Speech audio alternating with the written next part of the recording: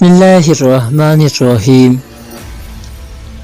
ابتدا ہے رب جلیل کے بابرکت نام سے جو بڑا مہربان نہایت رحم والا ہے۔ تمام سننے والے ناظرین کو شاہد اسلامک پوائنٹ کی طرف سے السلام علیکم۔ بہلول کا نام تو آپ نے ضرور سنا ہوگا، جنہیں بہلول دنا بھی کہا جاتا ہے۔ آپ پانچویں عباسی خلیفہ ہارون الرشید کے دور میں ایک فلاسفر، ولی کامل اور تارکت دنیا درویش کے طور پر پہچانے جاتے تھے۔ ان کا کوئی گھر یا ٹھکانہ نہیں تھا، شہر میں ننگے پاؤں پھرتے اور جس جگہ تھک جاتے وہیں ڈیرا ڈال لیتے۔ بعض لوگوں نے انہیں مجذوب بھی لکھا ہے کیونکہ وہ عشق الہی میں گم اور ارد گرد کے ماحول سے بے خبر ہوتے تھے۔ بہت کم لوگوں کی طرف التفات کرتے، لیکن جب کبھی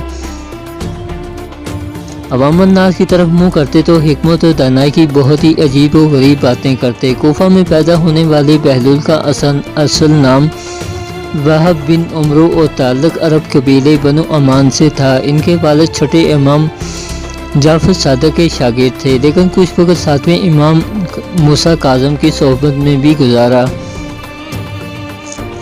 بہلول کا شمار بھی امام موسیٰ کاظم کے پیروکاروں میں ہوتا تھا۔ جب خلیفہ ہارون الرشید نے امام موسیٰ کاظم کو قید کرنے کے بعد ان کے تابعین کے خلاف کارروائیاں شروع کیں تو وہب اور کچھ دوسرے لوگوں نے امام سے قید خانے میں ملاقات کر کے آئندہ لاہ عمل کے لیے ہدایات مانگی۔ امام علی مقام نے جواب میں صرف ایک لفظ جیم لکھ کر اپنے عقیدت مندوں کے حوالے کر دیا۔ ہر شخص نے جیم کو اپنے انداز میں لیا، کچھ نے اسے جلاوطن سمجھا اور بعض نے اس کے معنی جبل یعنی پہاڑوں میں روپوشی لیا، لیکن وہب نے اسے جنون یعنی مجنونیت میں تبدیل کر دیا۔ انہوں نے اپنی شاہانہ زندگی ترک کی اور پھٹے پرانے کپڑے پہن کر گلیوں میں نکل آئے۔ خلیفہ ہارون الرشید سے ان کی ملاقات 188 ہجری میں خلیفہ کے سفر حج کے دوران کوفہ میں ہوئی، جس کا ذکر امام ابن کثیر نے بھی کیا ہے۔ بہلول نے ہارون کو جو نصیحتیں کی، اس سے متاثر ہو کر وہ انہیں اپنے ساتھ بغداد لے آیا، اور پھر بہلول کا ٹھکانہ بغداد کی گلیاں ہی رہیں۔ بہلول کا مزار بھی بغداد میں ہی ہے،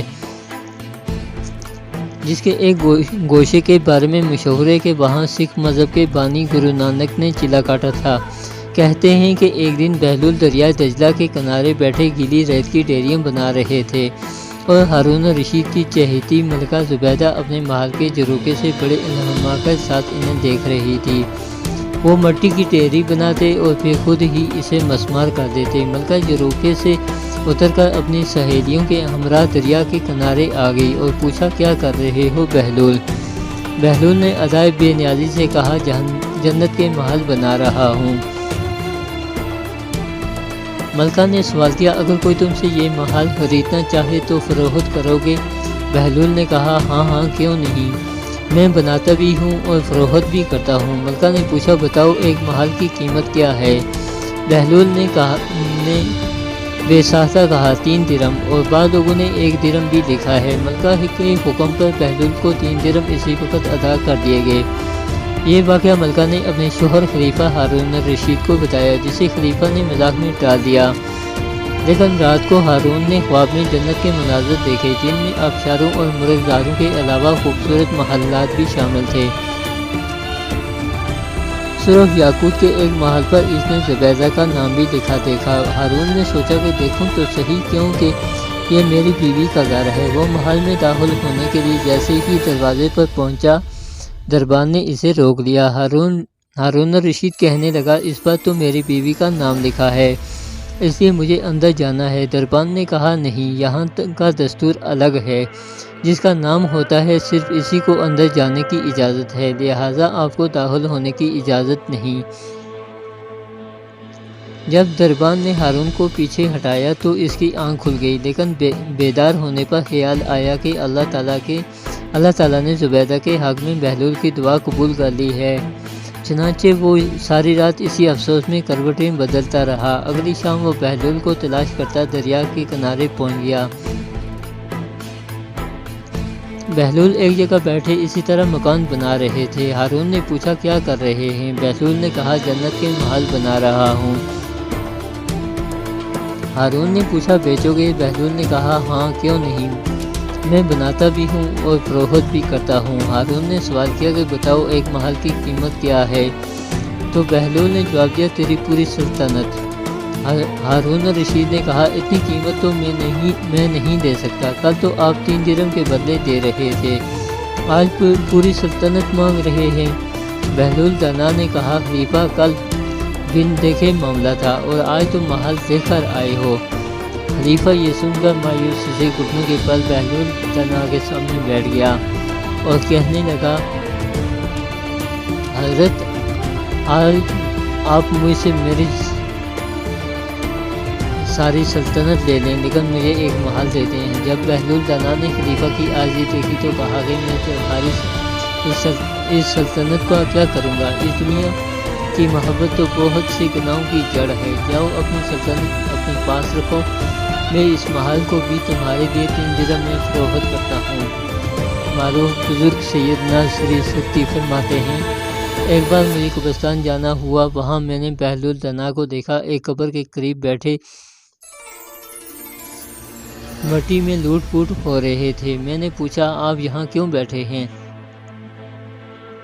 जवाब मिला मैं ऐसी कौम के पास हूँ जो मुझे अजियत नहीं देती, अगर मैं गायब हो जाऊँ तो मेरी गिबत भी नहीं करती। एक दिन बहलूल बाज़ार में बैठे थे कि एक शख्स ने पूछा बहलूल क्या कर रहे हो? तो बहलूल ने कहा कि बंदों की अल्लाह से सुलह करा रहा हूँ। इस शख्स ने कहा फिर क्या बना?